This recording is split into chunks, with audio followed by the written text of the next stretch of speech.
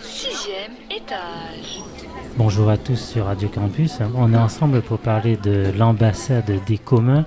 J'accueille Laureline Gély, Charlotte Morel, Louis-Victor Brissac, Noémie Soula, Elisabeth Magne, Claire Dehove pour nous parler de l'ambassade des communs. Est-ce qu'on peut faire un tour de table pour vous présenter personnellement et votre degré d'implication dans ce projet de l'ambassade des communs? Charlotte. Alors, je m'appelle Charlotte Morel et je suis en 3e année de licence design art appliqué. Je suis également ambassadeur commanditaire de ce projet, de ce beau projet. Et donc je signe aujourd'hui la charte pour recevoir mon petit badge. Alors l'ambassade, c'est le principe, on va prendre l'exemple de l'ambassade de France qui se situe en Espagne. C'est une communauté qui intervient dans un territoire étranger. Et donc ici, l'ambassade des communs, ce serait une petite communauté de commanditaires, d'usagers. Et donc cette petite communauté qui vient infiltrer un écosystème, un environnement de base qui existe et qui vient essayer de créer des tensions, de venir apporter des choses, modifier l'existant et proposer des réponses pour améliorer justement les usages de cet environnement. Donc je pense que l'ambassade des communs, c'est avant tout pour que les étudiants de la Maison des Arts se rencontrent, et aussi les enseignants d'ailleurs, mais aussi pour attirer d'autres étudiants qui viendraient pas comme ça à la Maison des Arts. En tant qu'ambassadeur de l'ambassade des communs, comment tu vois ta mission ? Ma mission, moi j'essaye déjà à mon niveau d'informer, soumettre des idées, exprimer mes besoins et aussi ce que j'entends. Et voilà, c'est un peu une mise en abîme de l'ambassade des communs. C'est venir recréer quelque chose ensemble et quelque chose de nouveau, se réapproprier un lieu.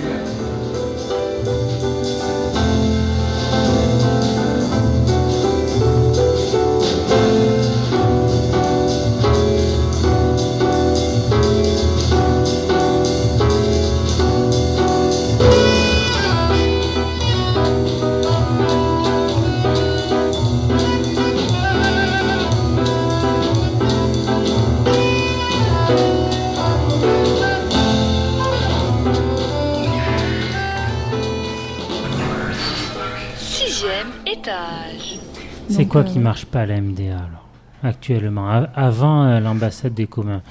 Les espaces étaient très organisés de manière spécifique. Voilà, il y a des salles qui sont dédiées à la musique, des salles qui sont dédiées au théâtre, des salles qui sont dédiées à la vidéo, au cinéma, au montage. Voilà. Évidemment, c'était à la fois nécessaire parce que c'est un outil de travail qui est magnifique et en même temps, ça participe de cette sectorisation et du fait que les flux se croisent sans jamais se rencontrer. Et puis aussi du fait qu'il n'y a aucun espace commun qui a été prévu à l'intérieur de ce bâtiment. Tout est circulation, rien n'est point d'arrêt. Je fais du lobbying interne. Ça, c'est très important. Et bonjour Julien. Et je m'engage à mener à bien ma mission. Et où c'est que je signe là ? Ah oui, je signe en bas. Je reconnais, adhérer, tout à fait, tout à fait. Elisabeth Magne devient ambassadrice commanditaire et chargée d'affaires pour les soirées, la coordination des soirées de l'ADC. L'accolade. 6e étage. Il y a eu 2 actions de concertation avec les usagers de la Maison des Arts. C'est, comme disait Claire, la première, c'était les cartographies des flexives qui visaient à venir récupérer des avis, des idées, des envies pour venir proposer de l'aménagement mobilier ou des usages qui pourraient avoir lieu dans la petite Maison des communs. Et il y a eu une deuxième concertation qui a eu lieu, donc c'est Bruit du Frigo qui l'a menée pendant 2 jours, le 19 et le 20 janvier. En fait, on a demandé à la Maison des Arts de nous réserver quelques places de parking pour simuler un peu ce que pourrait être l'emprise de la petite Maison des communs. On avait aussi élaboré un questionnaire un peu rigolo autour de ces grandes thématiques avec différentes réponses qu'on pouvait apporter. Et on avait posé la question de la forme de cette petite Maison des communs, mais on s'aperçoit que finalement c'est quelque chose qui sera plutôt décidé avec les étudiants de licence 3, puisque c'est quand même le travail qu'ils vont s'employer à faire. On est le 20-01 2016. Gwenaëlle devient ambassadrice chargée d'affaires. On est parti sur une idée, pourquoi pas scinder notre structure en plusieurs blocs, faire un sampling en fait avec plusieurs blocs où chacun aurait un usage et on se les positionne en fait en fonction tranche. ouais. Dans la MDA, il y a un réel problème de lumière. Donc il y a vraiment une trop grande prédominance des lumières artificielles. Bon, après avoir fait une petite étude de la lumière sur la MDA, on avait cherché des moyens de capter la lumière de différentes manières. Donc par exemple là on avait pensé aux Persiennes. Les persiennes.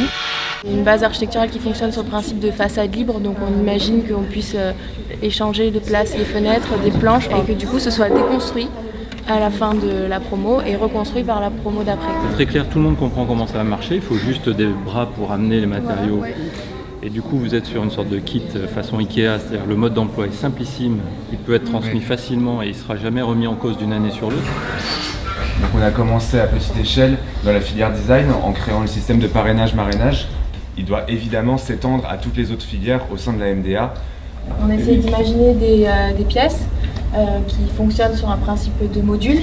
Donc la porte étant les dimensions référentes de notre module de paroi. Ça fait aussi partie du rituel pour les premières années qui doivent trouver les pièces dans toute la MDA et donc en même temps découvrir le lieu qui va être leur grande maison. Alors, il y a du poulet, il y a du curcuma, il y a de la citronnelle, il y a des oignons, il y a des petits champignons, il y a des cacahuètes et carottes. Outre le fait de travailler donc sur un projet, donc la petite maison des communs qui permettrait enfin aux étudiants d'avoir un lieu pour se réunir, ce qui manque cruellement ici et qui peut y avoir partout donc pour les autres filières et dans les autres endroits de l'université. C'est des soirées comme celle-ci qui permettent de mélanger les filières et de créer un peu du lien entre les différentes filières, ce qu'on a eu beaucoup de mal à faire par le passé.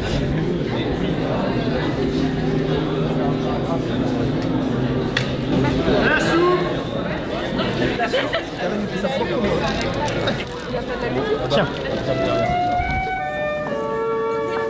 À tout le monde, à toutes et à tous, à cette soirée de l'ambassade des communs, qui en est à sa 3e soirée de l'année. Les textes ont été écrits avec la consigne d'être attentif au moment du réveil, vous savez, où on est entre le sommeil et pas encore bien réveillé. Je me regarde devant le miroir. Est-ce vraiment mon visage que je porte ?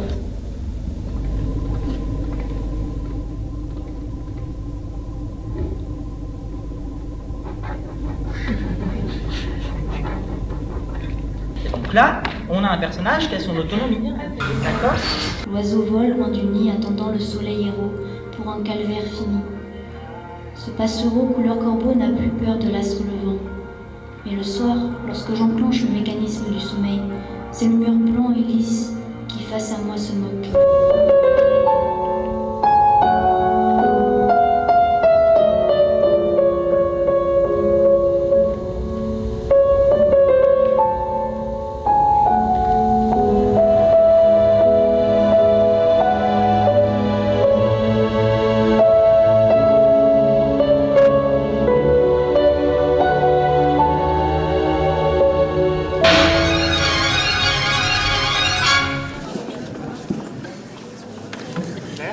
On les découpe à la machine, on fait n'importe quoi avec du carton. On va faire une étagère à livres avec du scotch et du bois de cajot. Du coup, j'ai utilisé 6e étage. Par exemple, on parlait de mobilier qui allait être installé dans la Maison des Arts pour créer ce lieu de vie commun pour tous les usagers de la Maison des Arts. On vient apporter un aménagement qui permette de venir créer de la discussion, de la rencontre.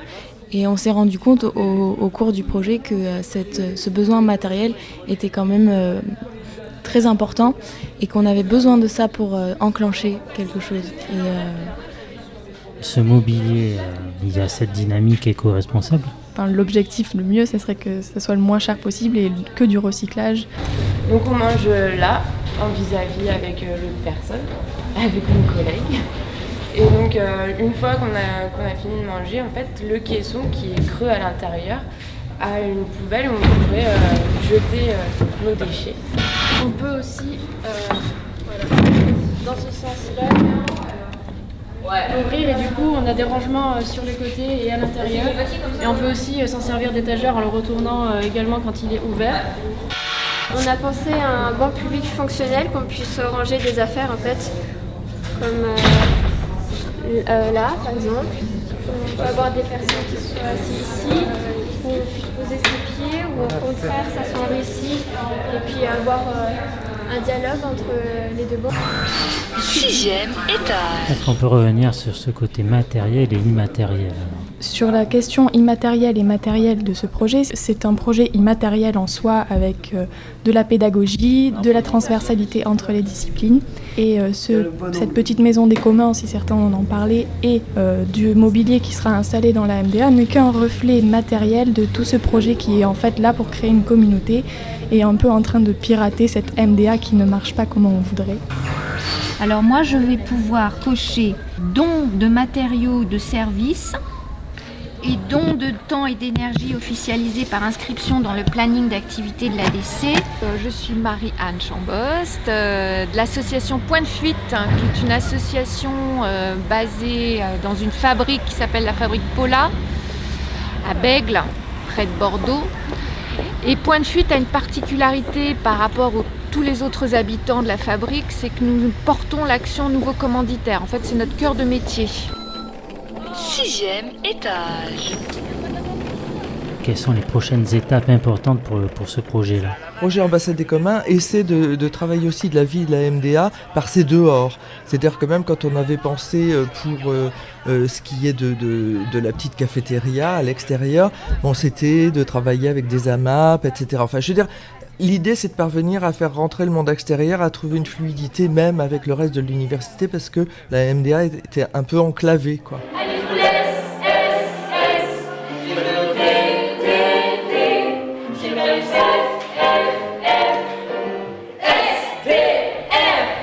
Mais merci à tous d'être venus au micro de Radio Campus. Et à bientôt, puisqu'on vous réinvitera bien sûr pour avoir un suivi un petit peu de cette ambassade des communs. Salut. Salut. Salut. Salut.